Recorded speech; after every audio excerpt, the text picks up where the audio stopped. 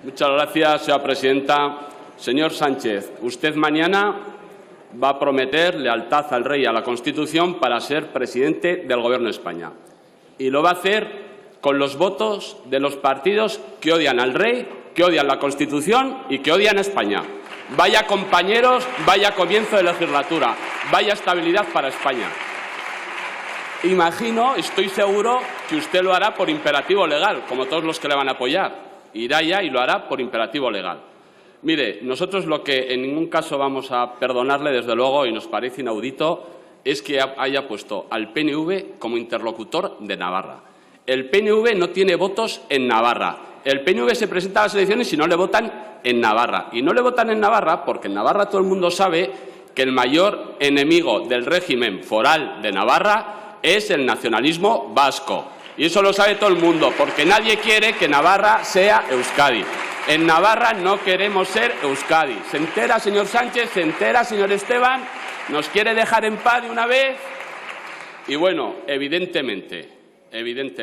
Mire, señor Iglesias, como también va a ser presidente, pues también puedo dirigir por lo que ha dicho usted aquí.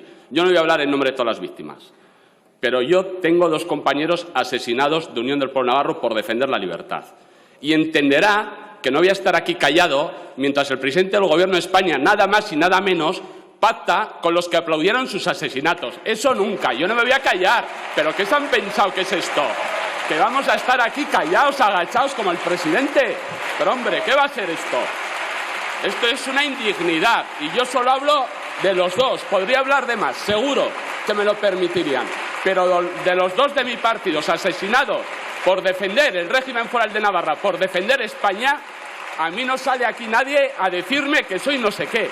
Solo faltaba, porque no sé si habrán oído que no han renunciado a nada. Siguen pensando que los etarras son unos gudaris. Siguen pensando que ETA mereció la pena. Lo siguen pensando. No han condenado ningún acto terrorista de ETA. Sí de otros, pero no de la ETA. Y ustedes aquí van a tragar, porque el colchón de Moncloa debe ser comodísimo. Pero es una indignidad para todos los españoles, para España, que nos estén pisoteando así con aquellos que llevan tantos años de terror y que no han pedido perdón a las víctimas. Yo, por mis compañeros, tengo que decirlo. Gracias, señor.